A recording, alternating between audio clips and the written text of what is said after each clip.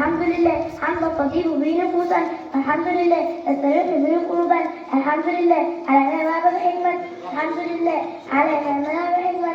اللهم لك الحمد حتى ترضى، ولك الحمد إذا رضيت، وسلام طيبا على خير المرسلين سيدنا محمد على آله وصحبه وسلم.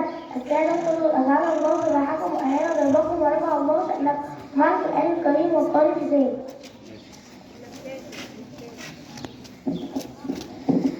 أعوذ بالله من الشيطان الرجيم. بسم الله الرحمن الرحيم.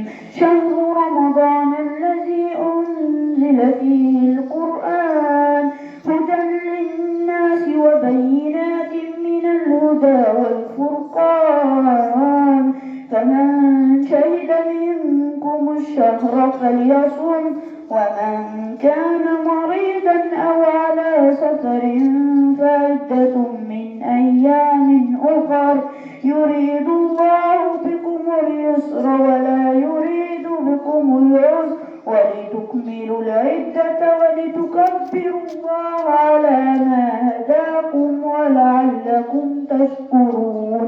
صدق الله العظيم. وهي تنتقل إلى الحديث الشريف والطالب عواطف. قال رسول الله صلى الله عليه وسلم: اللهم اتنا في الدنيا حسنة وفي الآخرة حسنة وقنا عذاب النار. وهي ننتقل إلى المسرحية مع الطلاب. يلا يا جماعة، هنتكلم عن إيه؟ التراث الإفريقي في مصرنا الحبيبة. اتفضل. التراث الحضاري لقارة إفريقيا قامت على أرضها أهم الحضارات التي عرفها التاريخ، وهي الحضارة المصرية القديمة. الخصائص الجغرافية تتميز بشكلها الهضبي بتعدد الهضاب فيها مثل هضبة إفريقيا الشمالية. موقعها يقع معظم أراضيها في الغرب والبعض الآخر في الشرق وجزء منها في الجنوب. ننتقل إلى نافذة أخرى وهي البيئة الزراعية في مصرنا. البيئة الزراعية المنطقة التي تقع في وجه الدلتا منخفض الفيوم وتنتشر بها القرى ويزداد بها النشاط الزراعي. طبعا واحنا بيئة زراعية. تعالى.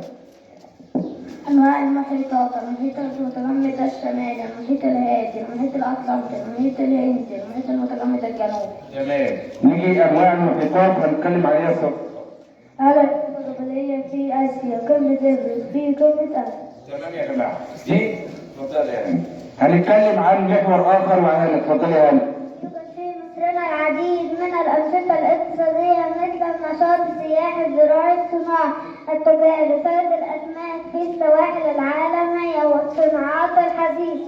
تمام. ديت يا جماعة معلومات بسيطة عن الحضارة المصرية القديمة في مصرنا تحت عنوان اكتشف التاريخ والحضارة المصرية القديمة.